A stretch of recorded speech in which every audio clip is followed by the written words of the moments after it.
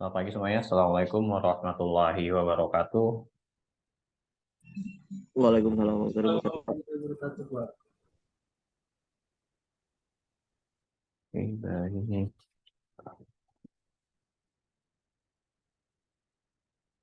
Silahkan isi absensinya dulu.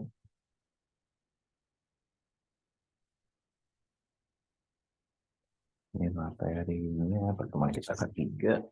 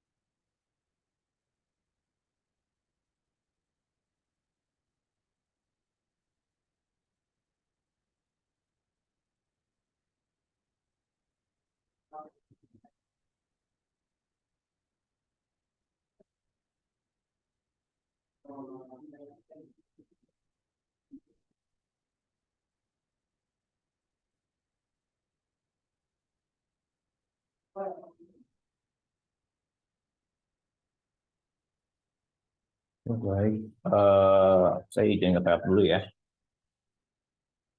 Silakan dibaca dulu materinya sama isi absensinya.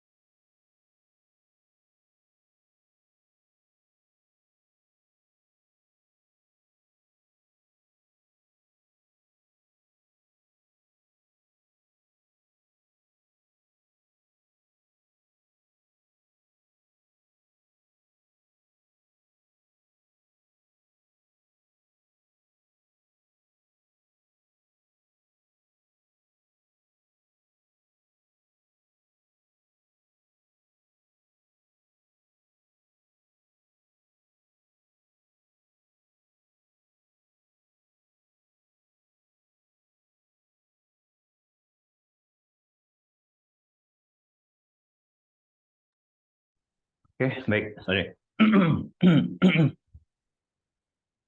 Yang mau dijoin udah diisi absensinya. Ya, absensinya. Ya, ya. Oke, kita langsung masuk ke materi aja.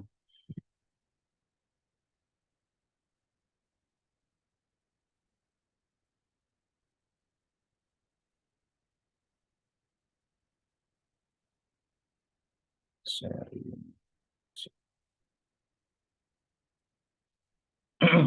Oke, kita udah baca ya sebagian. Jadi apa sih yang kita pelajari pagi hari ini adalah masih tentang teori yang akan dipakai di apa namanya dalam kriptografi.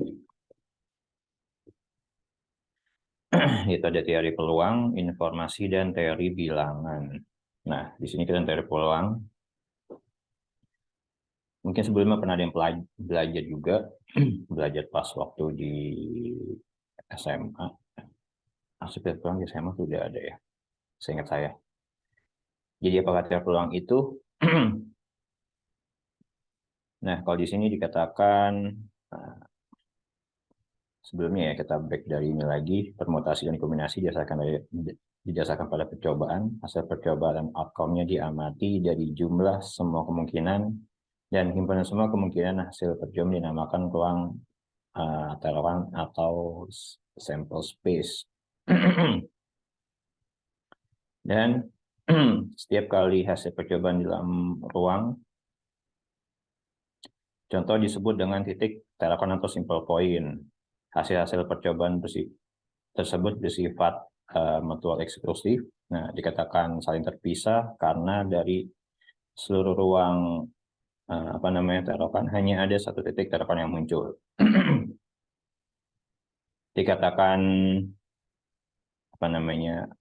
dikatakan terpisah karena dari seluruh ruang taruhan hanya satu titik yang muncul. Misalnya pada percobaan melempar dadu, hasil percobaan yang muncul hanya ada satu dari 6 muka dadu. Nah, tidak mungkin ketika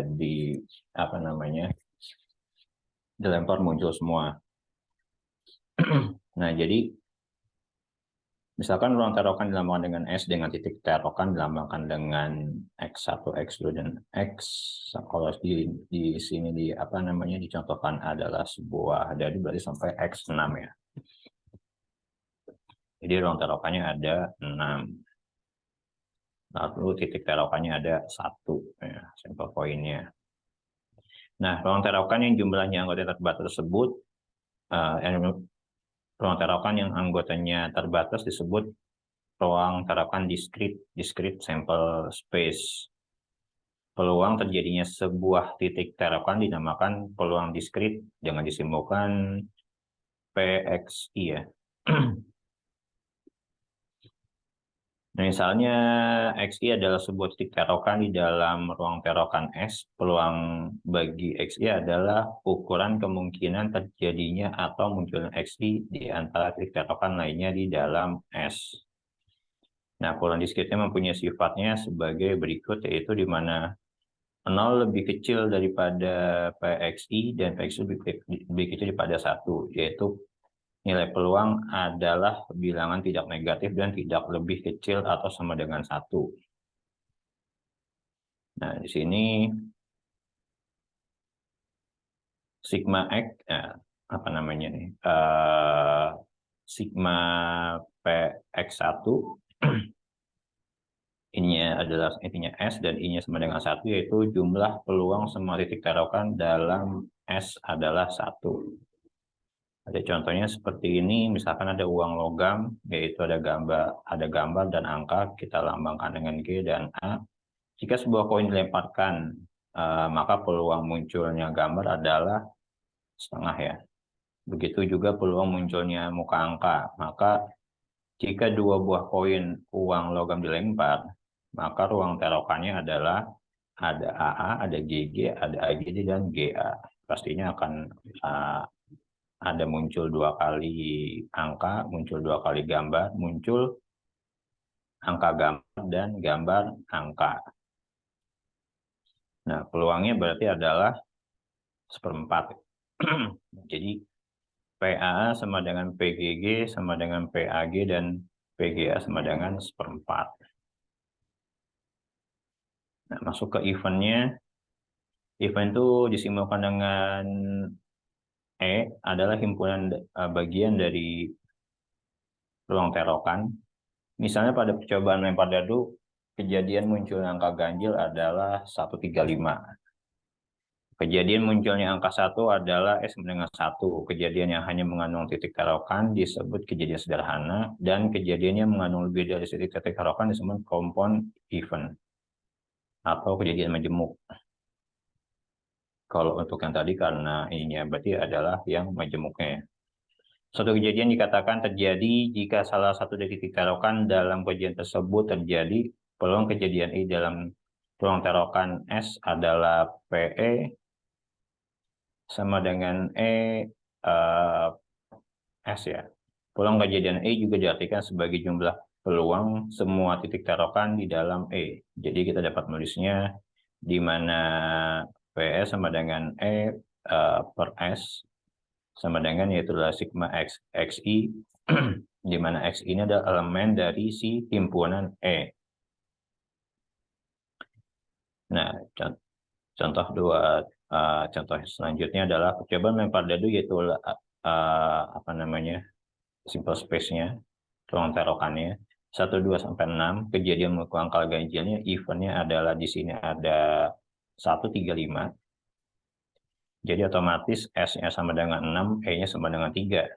Kejadian munculnya angka ganjil adalah 3/6 sama dengan setengah. Kita juga dapat menghitung peluang munculnya angka ganjil dengan melihat bahwa peluang setiap titik tarokan di dalam E adalah 1/6, sehingga PE sama dengan 1/6 ditambah 1/6 ditambah 1/6 menjadi 3/6. Nah, 3/6 kalau dikecil menjadi setengah. Masuk ke teori informasi. Nah, teori informasi ini dipublikasikan oleh Shannon pertama kali pada tahun 1084 ya. Teori ini mendefinisikan jumlah informasi di dalam pesan sebagai jumlah minimum bit yang dibutuhkan untuk mengkodekan pesan. Contohnya, 1 bit untuk mengkodekan jenis kelamin, 3 bit untuk mengkodekan hari, dan 4 bit untuk mengkodekan 0 sampai 9.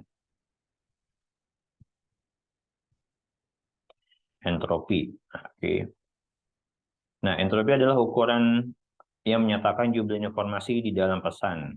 Biasanya entropi dinyatakan dalam satuan bit. Entropi berguna memperkirakan jumlah bit rata-rata untuk mengkodekan elemen di dalam pesan. Contohnya entropi untuk pesan menyatakan jumlah 1, untuk hari adalah 3 bit, dan ada kalau sini adalah untuk 0 sampai 9 adalah 4. Nah, sisa non ini menuliskan entropi pesan disebutkan dengan H yang persamanya adalah Hx sama dengan minus sigma, berarti PI log 2 PI ya.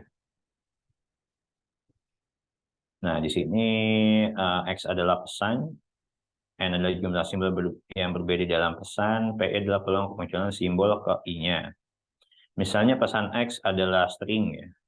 Misalnya pesannya adalah string, yaitulah AA, BB, CB, dan DB. Jumlah simbol berbeda di dalam pesan ada 4. Itu ada AA, BB, CB, dan DB. Lalu, nah, apa namanya, PA-nya adalah 2/8, PB-nya adalah 4/8, PC-nya adalah 1/8, dan PD-nya adalah 1/8. Entropi pesan X-nya adalah berarti minus 28 log 2, 2/8 dikurangi 4/8 log 2, 4/8 dikurangin 1/8 log 2 1/8, dan 1/8 log 2 dikurangi 1/8 sama dengan 14/8 atau 1,75. Entropi 1,75 berarti setiap simbol ini digunakan sebanyak 1,74 bit. Nah, sifat-sifat entropi ini adalah yaitu yang mana 0 lebih kecil daripada H dan H lebih kecil daripada log log 2N. Hx sama dengan 0 jika PI-nya sama dengan 1 untuk semua I dan PJ-nya 0 untuk semua J yang tidak sama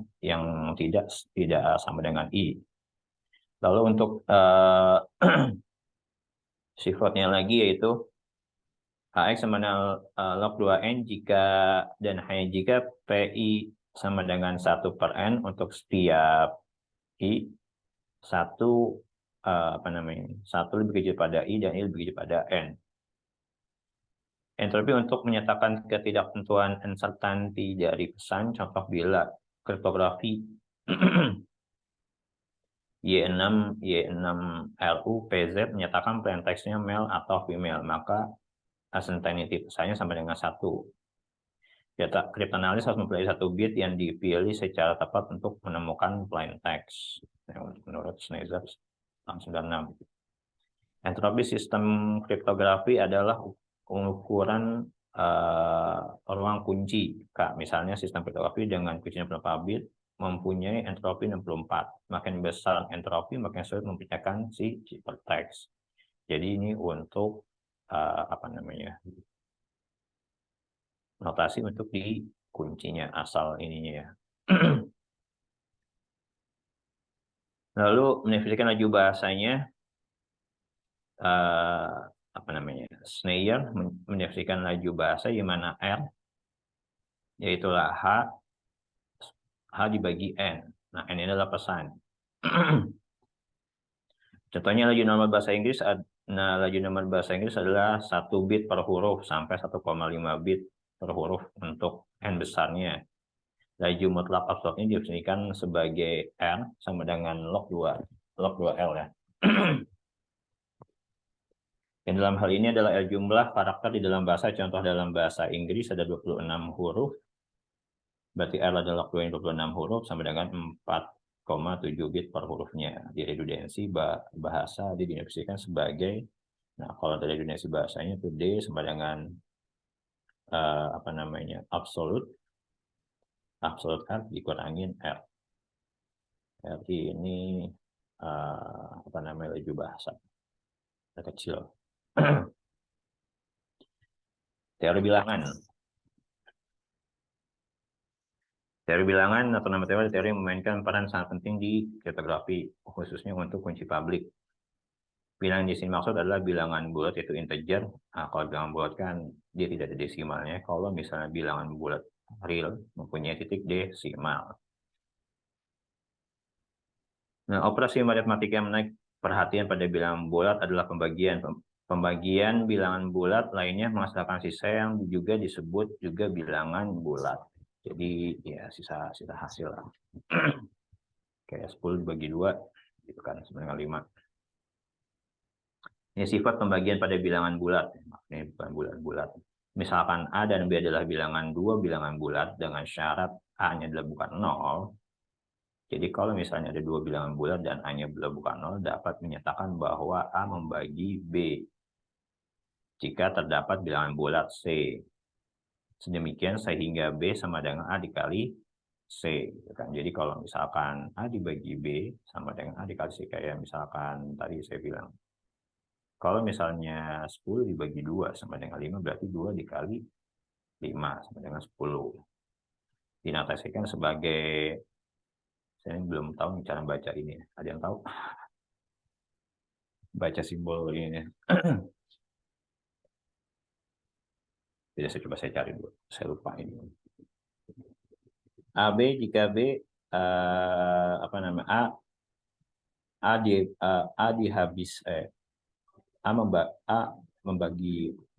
habis membagi B jika B sama dengan A dikali C, yang mana C ini adalah elemen dari Z dan A bukanlah 0.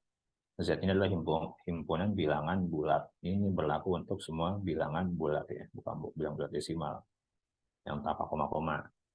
Contohnya kita menuliskan apabila 4 habis dibagi 12 karena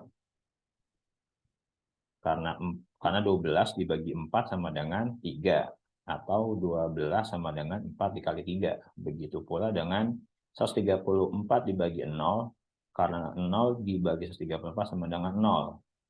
Tapi 4 tidak habis membagi karena 14 ada. Karena adalah 14 bagi 4 sama 30, maka bukan bilangan bulat, tapi bilangan bulat real. Kalau yang ada koma-komanya. Tapi kalau misalkan di sini kan kalau kan maksudnya adalah A tidak sama dengan 0, yang penting adalah A-nya bukan 0 ya. Kalau B-nya 0 boleh gitu ya. Misalkan M dan N adalah dua bilangan bulat dengan syarat N lebih besar daripada 0. Nah, syaratnya adalah N-nya lebih besar. Jika M dibagi dengan N, maka terdapat dua bilangan bulat yang unik.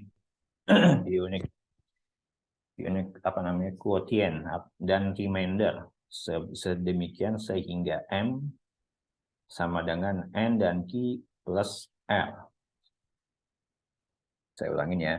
Misalkan M dan N adalah dua bilangan bulat dengan syarat N-nya adalah lebih besar daripada 0, berarti N ini nggak boleh 0 ya. Pokoknya 1 sampai sekian itu boleh. Jika M dibagi dengan N, maka terdapat dua bilangan bulat yang quotient atau unik ya. Dan R sebagai remainder. N dikali Q ditambah R. Nah, dengan 0 lebih kecil daripada R dan R lebih kecil daripada N. Contohnya, 1987 dibagi dengan 97 memberikan hasil 20 dan sisa 47. Atau dapat ditulis 187 sama dengan 97 dikali 20 plus 47. Maksudnya di atas yang ini remindernya, R-nya. Minus 22 dibagi dengan 3 memberikan hasil minus 8 dan sisa 2 atau ditulis sebagai 22. Apa namanya? 22 sama dengan 3. Sorry, bentar. Sama dengan, iya benar deh. Sama dengan 3 ditambah 3 kali 8, 24 ditambah 2 sama dengan min 22. Sorry, minnya lewat. Dan minus 22, 3 dikali 7 dikurang 1 karena R tidak memenuhi syarat. Nah, di sini nggak bisa nih, karena R tidak memenuhi syarat.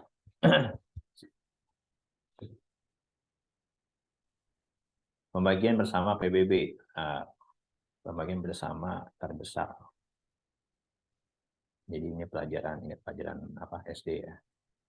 Misalkan A dan B adalah bilangan bulat tidak nol, pembagi bersama terbesar PBB atau greatest common divisor dari A dan B adalah bilangan bulat terbesar D sedemikian sehingga D habis dibagi dengan A dan D habis dibagi dengan B. Dalam hal ini kita menyatakan PBB-nya adalah A dan B sama dengan D.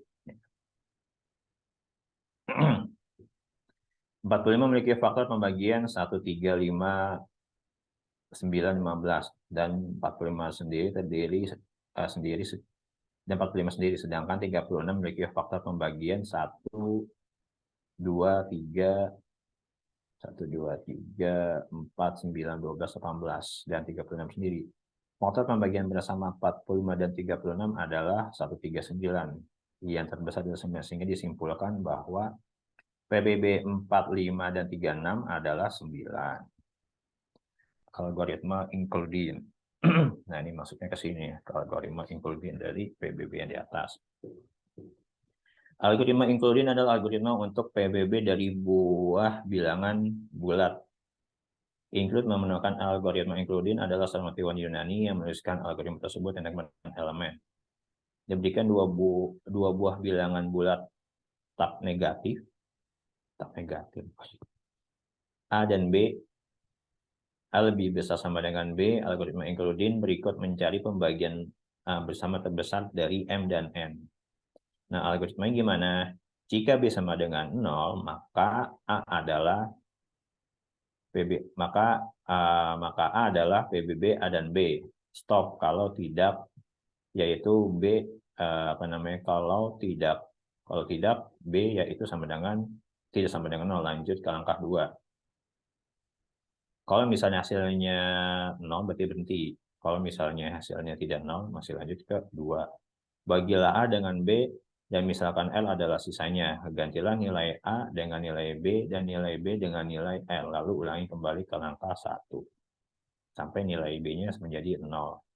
Contohnya adalah misalkan A dan B ada 12 dipenuhi dengan syarat, yaitu adalah A lebih besar sama dengan B, maka BPB 80 dan 12, nah dihitungnya adalah jadi seperti ini. Jadi 80 itu sama aja seperti dengan 6 dikali 12 plus 8. 12-nya pindah ke depan, 8-nya pindah ke depan juga, baru untuk mencapai 12 ini berarti 1 dikali 8 ditambah 4. Lagi kesininya adalah misalkan 8 berarti 2 dikali 4 ditambah 0. Ketika 0 berarti selesai. Sisa pembagian terakhir sebelum 0 adalah 4. Maka PBB 80 dan 12 adalah 4. Yang seperti tadi ya. Kombinasi lanjut. Nah, jadi dua buah bilangan bulat A dan B dapat dinyatakan kombinasi lanjar atau linear combination dari A dan B, yaitulah PBB AB sama dengan M dikali A ditambah N dikali B. Misalkan adalah 80 dan 12 sama dengan 4, dan 4 dinyatakan dengan kombinasi lanjar sebagai kombinasi lanjar dari 80 dan 12 sebagai 4 sama dengan, berarti adalah minus 1 dikali 80 ditambah 7 dikali 12.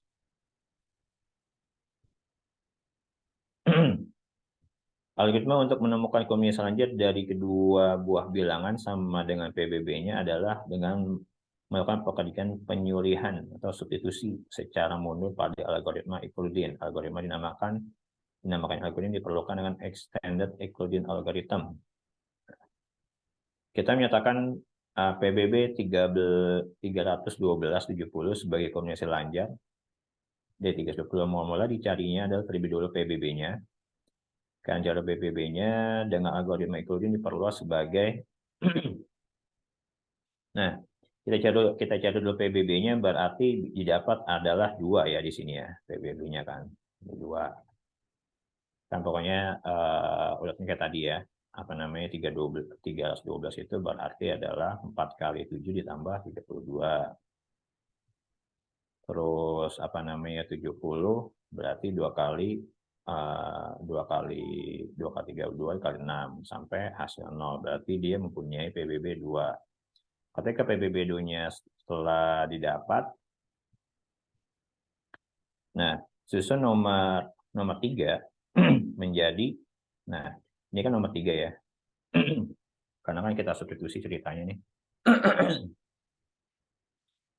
Nah substitusi berarti adalah apa namanya, ininya pindah nih ke depan.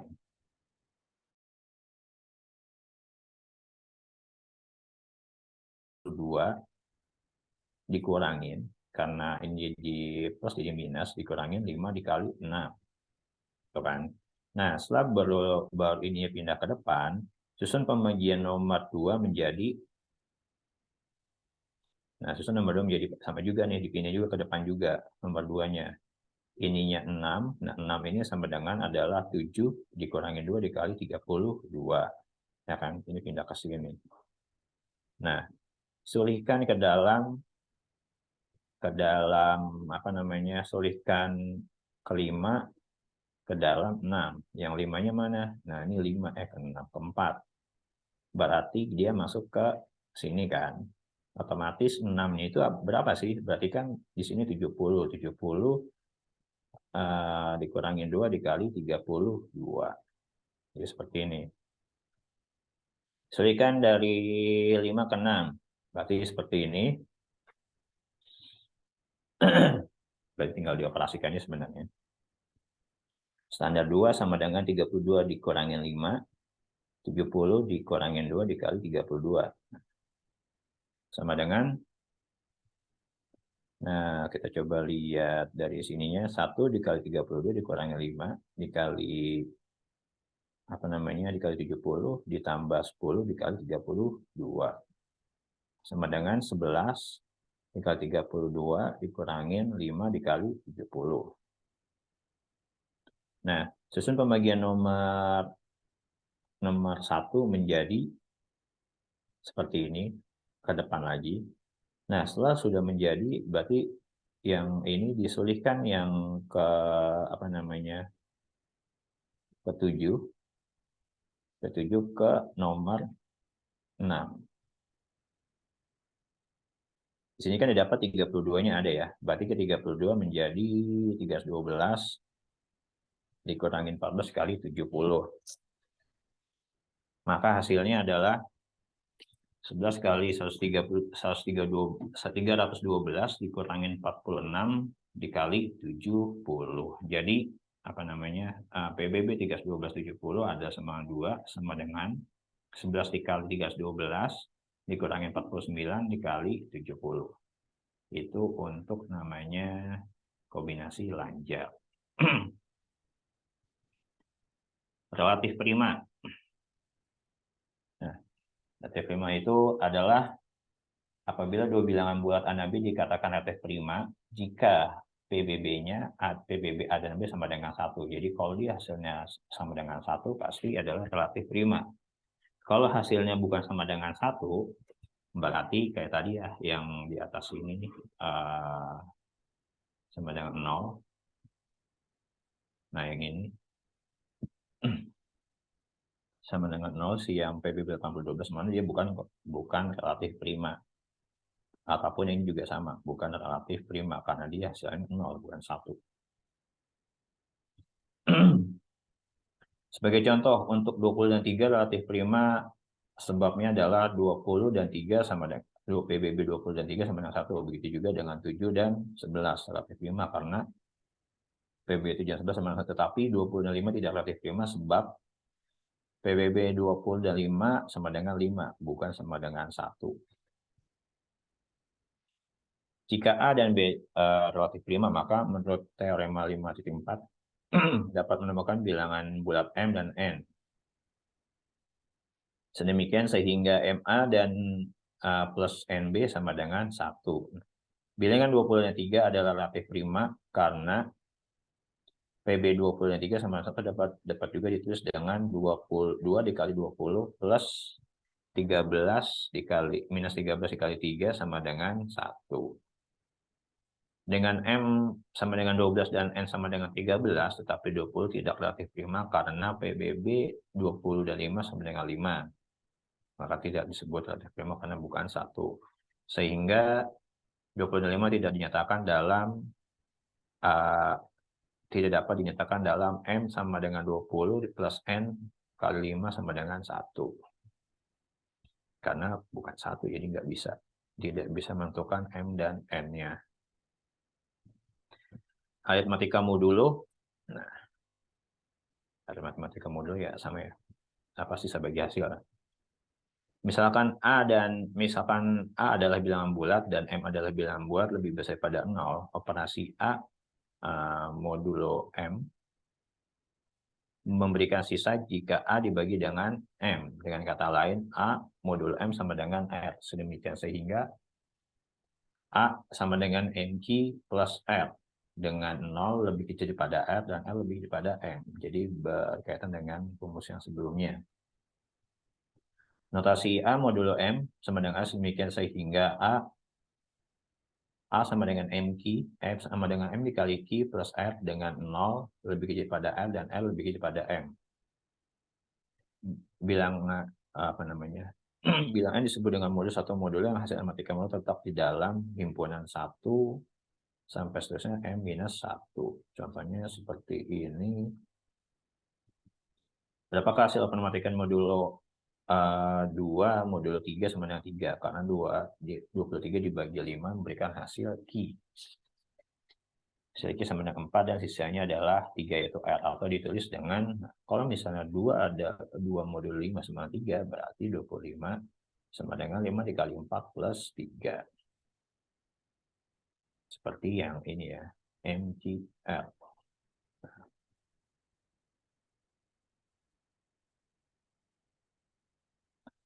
dan sampai seterusnya sampai bawah. Nah, hati-hati melakukan pembagian modulo untuk bilangan negatif. Jika Anda menyatakan bahwa minus 41 modulo 9 maka inilah hasil pembagian yang salah. Sebagaimana dihasilkan dari kalkulator maupun hasil operator modulo pada beberapa bahasa pemrograman, karena sisa pembagian tidak boleh negatif. Ingat, kalau misalnya A modulo M sama dengan R, jadi dia tidak ada negatifnya. Sehingga A sama dengan itulah M dikali G plus R dengan 0 lebih kecil daripada R dan R lebih kecil daripada M. Oleh karena itu, untuk menghitung sisa pembagian hasil negatif A dan B dan M, cara perhitungan adalah sebagai berikut. Karena A negatif, maka bagi ini dikasih apa nih, absolut, kasih tanda absolut ya, dengan M mendapatkan sisa R. Maka A modul M sama dengan M dikurangin R bila R tidak sama dengan 0. Untuk menghitung 4 minus 41 modulo 9 adalah caranya seperti ini. Sehingga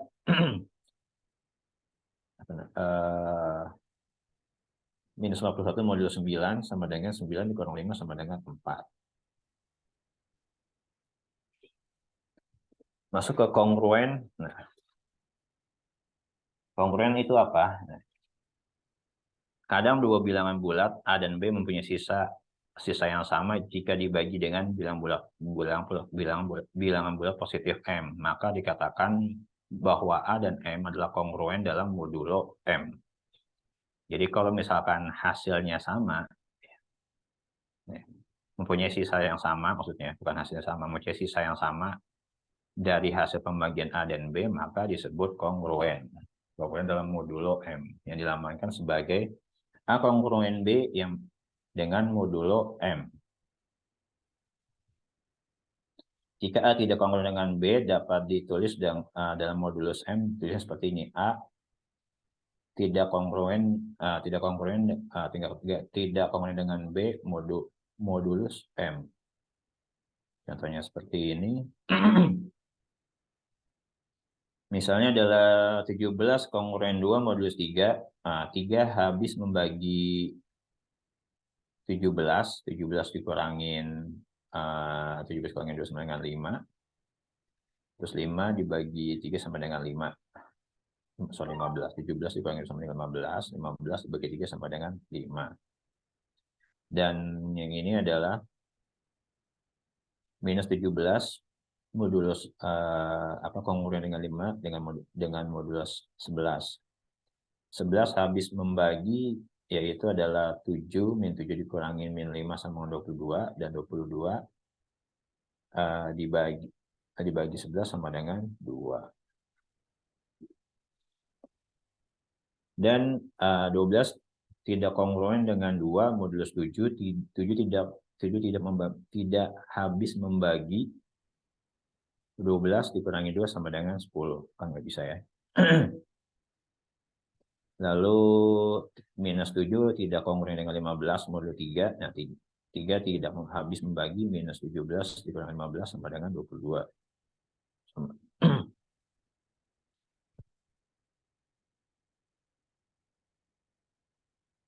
Nah, penulisan 17 modulus 2 modulus 3 atau 2 kongruen 17 modul 3 sama saja. Jadi perbedaan penulisan depan dan belakang ini sama ya.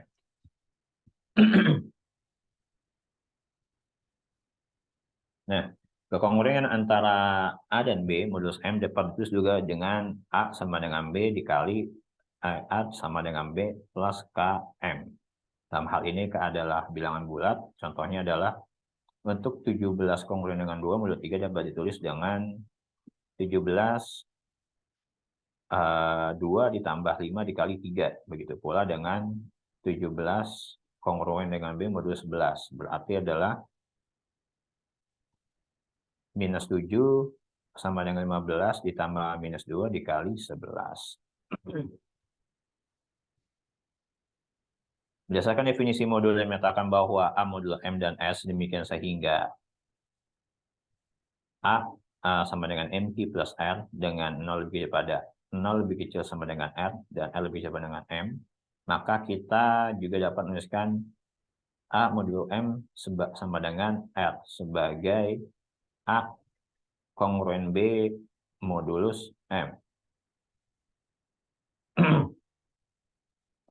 Contohnya seperti ini, beberapa hasil operasi dengan faktor modulo yaitu kalau misalnya 23 modulus 5 sama 3 dapat tulis juga dengan 23 kongruen dengan 3 modulo 5. 27 modulo 3 sama dengan 0, berarti 20 kongruen dengan 0 dengan modulus 3. Lalu untuk misalkan yang ini, yang 6 modulus 6 sama dengan 6, berarti 6 kongruen dengan 6 modulus 8. 0 modulus 12 sama dengan 0, berarti 0 kongruen dengan 0 dengan modulus 12. Dan minus 41 modulus 5 sama dengan 4, dapat tulis juga 4 minus 41 kongruen dengan 4 modulus 9. Dan 39, minus 39 kongruen dengan 0 dengan modulus 13. Nah, sifat-sifat aritmatika modulo adalah jika A kongruen dengan modulus M dan C adalah sembarang bilang bulat, maka si A plus C kongruen dengan B plus C modulo M, atau AC kongruen dengan BC dengan modulus M, atau AP dengan AP kongruen BP modulo M untuk sesuatu bilangan tidak negatif P. Nah, jika A kongruen dengan B modulus M dan C kongruen dengan D modulus M, maka A sama A plus C kongruen dengan B plus D dengan modulus M, dan AC kongruen dengan BD dengan modulus M. Contohnya sama seperti ini.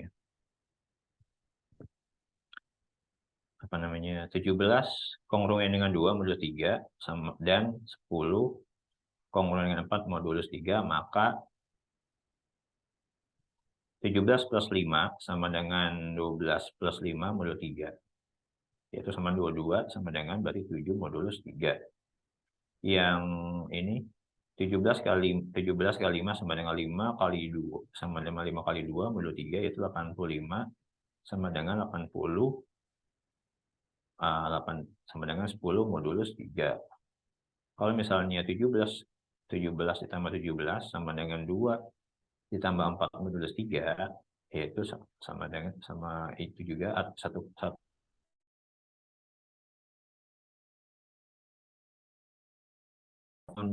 kali 10 sama dengan 2 kali 4 modulus 3, 170 sama dengan 8 modulus 3.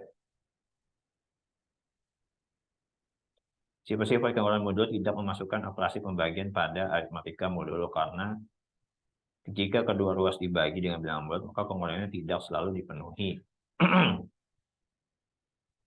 Nah, contohnya seperti ini. Kalau misalkan 10 dengan kongruen 4 modulus 3 dapat dibagi dengan 2 karena 10 dibagi 2 sama dengan 5. 4 bagi 2 sama 2 dan 5 kongruen modulus 3. Nah, ini tidak dapat dibagi nih. 14 kongruen 8 modulus 6 tidak dapat dibagi dengan 2 karena 14 bagi 2 7 dan 8 bagi 2 sama dengan 4, tapi 7 tidak kongruen dengan 4 modulus 6. Balikan dari modulus yaitu inverse-nya. Nah, habis tadi apa namanya, ada modulusnya, sekarang di inverse. Kenapa butuh inverse? Ya, untuk karena dibalikin lagi. Dibalikin ke plain text-nya. Di dalam matematika bilangan real kita mengembalikan inverse perakaraan A adalah 1 per A. Sedemikian sehingga A dikali setengah sama dengan 1. Misalkan balikan dari 5 adalah 1/5, sehingga A dikali 1/5 sama dengan 1. Nah, notasi notasi balikan 1 per A bisa ditulis dengan A pangkat minus 1. Sehingga A dikali A pangkat minus 1 sama dengan 1. Di dalam aritmatika modulo, jika diberikan A modulo M, berapakah inverse A modulo M. Bilangan bulat A memiliki balikan dalam modulus M jika A dan M relatif prima. Balik lagi, kalau dia relatif prima, dia berarti bisa. Kalau relatif prima artinya adalah 1. Relatif prima dan M relatif prima dan M lebih besar daripada 1 balikan dari A modulo M. Adalah sebuah bilangan bulat inverse A, sedemikian sehingga A dikali inverse A kongruen 1 modulo M. Jadi jika ditulis A inverse modulo M, maka yang dimaksud adalah balikan dari A modulus M. Jadi definisi relatif prima atau PBB AM sama dengan 1, menurut persamaan yang di atasnya itu 2.12, terdapat bilangan bulat P dan Q demikian sehingga yaitulah PA dan PA plus QM sama dengan 1 yang menyaratkan bahwa PA plus QM kongruen dengan modulus M. Karena QM kongruen 0 modulus M, maka PA kongruen 1 modulo M. Berarti bahwa P adalah balikan dari A modulus M.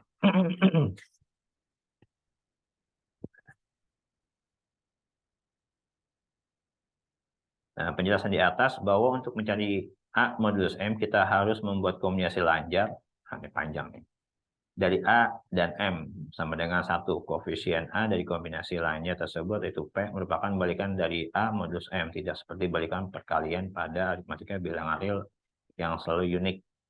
Maka balikan modul tidak unik. Semua bilangan bulat yang kongruen dengan P modulus M juga merupakan balikan modul dari A.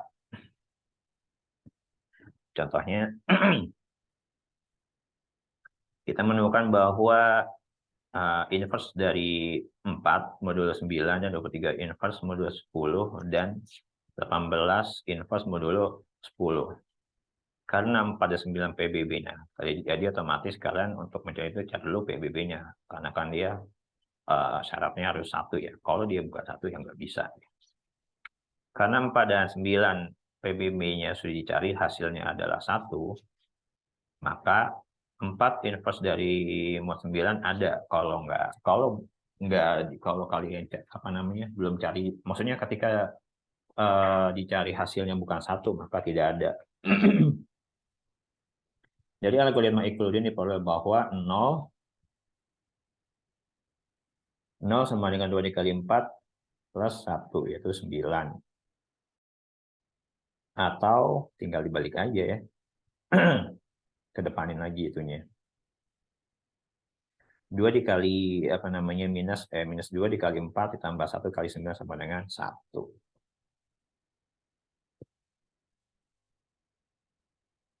Jadi persamaan terakhir kita peroleh adalah minus 2 adalah balikan dari 4 modulo M, dengan kata lain inverse dari modulo 9 kongruen dengan minus 2 modulo 9.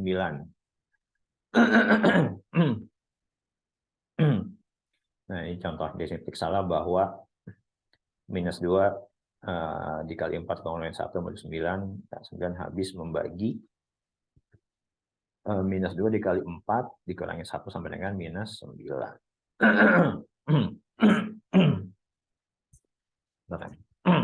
Agak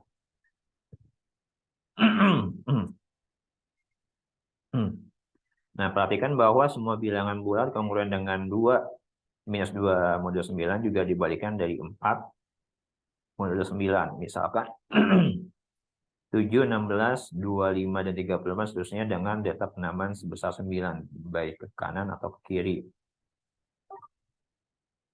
Atau tidak dinyatakan bahwa modulo dari 4 dan 9 adalah X kongruen dengan minus 2 modulo 9 atau X sama dengan minus 2 plus 9K, dengan K sembarangan bilangan bulat. Karena PBB 23 dan 10 sama dengan 1, maka inverse dari 23 minus 1 modulo 10 adalah ya ada gitu ya. Dari algoritma Euclidean diperoleh. Nah, dicari PBB-nya sudah dapat. Yang berarti PBB 23 adalah 1 di sini dapat. Lalu disulihkan ya, disubstitusi maksudnya. Ketika disubstitusi seperti yang tadi di atas, susunan persamaan 2 menjadi ini, tinggal dibalik ke depan keduanya. Susunan yang satu menjadi kelima, kedepanin juga, nah, baru disulihkan. Sulihkanlah antara 5 dan ke-4.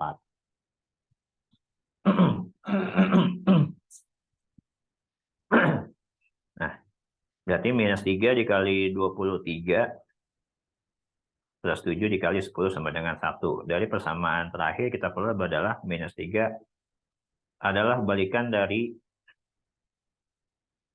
23 modulo 10. Jadi 23 dikurangi 1 modulo 10 kongruen dengan minus 3 modulo 10. Karena PBB 18 dan 10 sama dengan 2 tidak sama dengan 1, maka tidak ada balikan dari 18 modulo 10. Nah, kalau misalnya susah, kalian bisa coba untuk ke sini. Saya belum buka lagi nih. Masih ada nggak ya?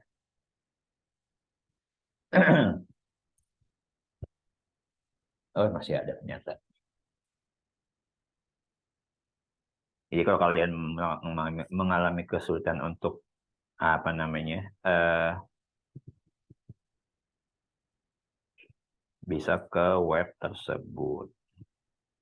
Kita kembali lagi ke ada tuh bisa dibuka ternyata.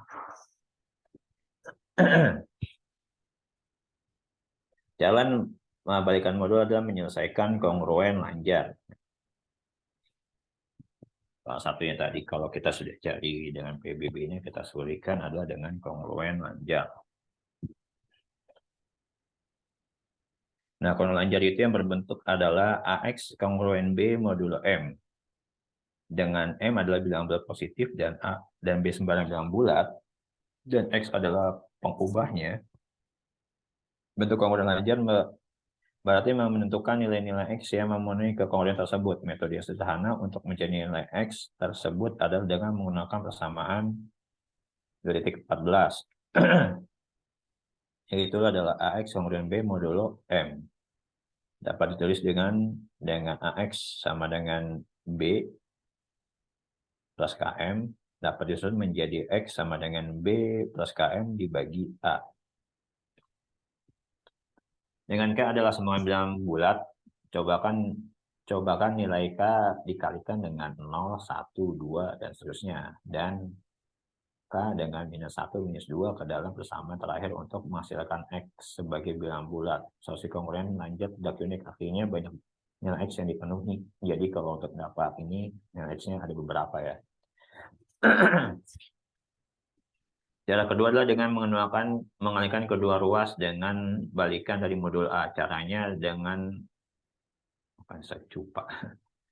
dengan mencari solusi pada persamaan lanjut biasa seperti 4X sama dengan 12 untuk mencari solusi di atas. Kalikan kedua ruas dengan balikan perkalian 4 yaitu setengah seperempat. Berarti misalkan seperempat di sini berarti seperempat dikali 4X dan seperempat dikali 12. Hasilnya di sini ada 1, berarti 1X sama dengan 3. Berarti 3 dibagi 3 bagi 1 sama dengan 3. Tentukan solusi dari, nah contohnya dari I, 4X kongruen 3 modulo M, dan 2X kongruen modulo 4. Nah, kongruen 4X kongruen 3 modulo 9 ekuivalen dengan menemukan K dan X bilang bulat sehingga, nah, 3 plus K kali 9 bagi 4. Nilai K-nya berapa nih? Ya dicoba dulu satu ya. 1. Kalau saya 1 diperoleh sama dengan 3 kali 5 diperoleh K-nya X-nya 3. Sorry, K sama dengan 1 diperoleh X sama dengan 3. K dari 5 diperoleh dari X sama dengan 12. Untuk K-nya sama dengan minus 3 diperoleh dari X sama dengan 6. Untuk K-nya sama dengan minus 15 dan seterusnya. Jadi nilai X-nya dari 4X kongruen adalah 13 dan 12 dan 6 dan min 6 dan min 15. Nah, kekongruen 2x kongruen 3 maksudnya ekuivalen dengan menemukan K dengan bilangan bos demikian sehingga, nah kita coba cari dulu nih, dapat nggak bilangan ganjil? Nah, ternyata nggak dapat di sini. Karena K dan genap dan 3 ganjil, maka penyumbulakan menghasilkan ganjil, sehingga hasil penyumbulakan tersebut jika dibagi dengan 2 tidak menghasilkan bilangan bulat. Dengan kata lain, tidak ada nilai-nilai X yang memenuhi 2X kongruen 3 modulo 4. Nah, aritmatika modular dan kriptografi. Nah, aritmatika adalah salah satu fundamental yang sebelumnya kita sudah pelajari juga bahwa fundamental matematika yang banyak digunakan dalam kriptografi. Aritmatika modular cocok untuk kriptografi karena dua alasan. Dalam himpunan berhingga 0 sampai modulus M-1, maka tidak perlu khawatir hasil berada di luar himpunan. Karena kita bekerja dengan bilangan bulat, maka tidak perlu khawatir kehilangan informasi akibat pembulatan, sebagaimana pada operasi bilangan real. Nah, seperti itu. Sampai sini dia mau ditanya.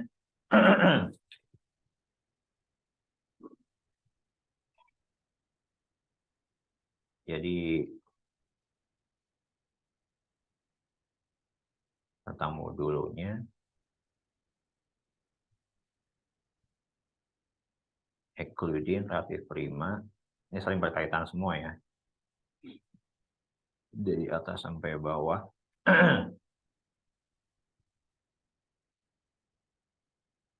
Untuk entropi, event, dari peluang.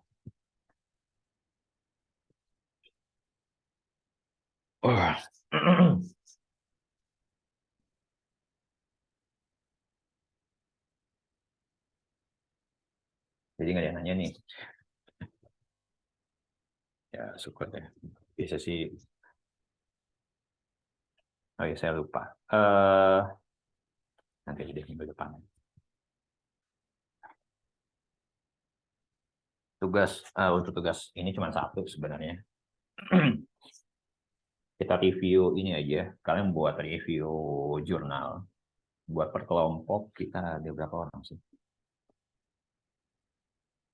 11 dikurangin 2, berarti 9. Mau 3 kelompok atau 9? 9 bagi 2, ada yang ganjil 1. Bagi 2 dulu.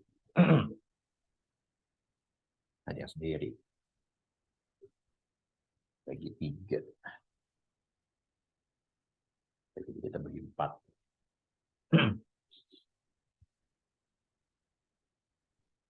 Jadi buat tugasnya adalah, ini sebenarnya lama sih tugasnya, nggak hari ini, maksudnya nggak dikumpulin sebelum UAS, bukan sebelum UAS. Jadi nanti deh saya coba ini dulu ya, saya lupa ini algoritmanya atau apa aja sih. Algoritma dari si ininya, kriptografinya itu kan ada banyak ya. Jadi yang kalian yang apa namanya, nanti saya coba ini satu-satu dulu. Yang pasti paling enggak review lah kriptografi yang maksimal 5 tahun. Kalau di bawah 5 tahun misalnya 6 tahun, yang tahun ke-6, 7, tetap saya nilai, cuman mungkin nilainya nggak maksimal itu doang. Nanti kayak saya presentasikan pada pertemuan ke 15 sama 6, 15. Iya, 14 sama 15 ya. 2 pertemuan itu sih.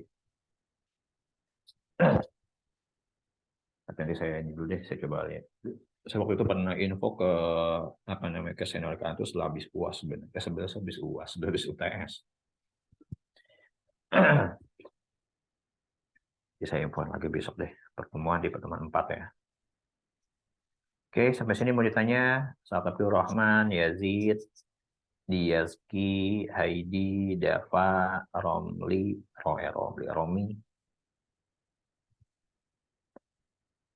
Kita nggak ada ceweknya, cowok semua di sini.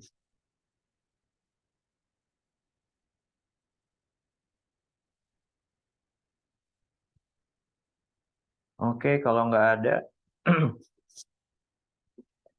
saya akhiri pertemuan kita pada pagi hari ini. Sampai jumpa minggu depan. Coba dibaca-baca lagi di ini, Oke, Pak. apa namanya, supaya ingat sih. Kalau tugas. Baik, Pak.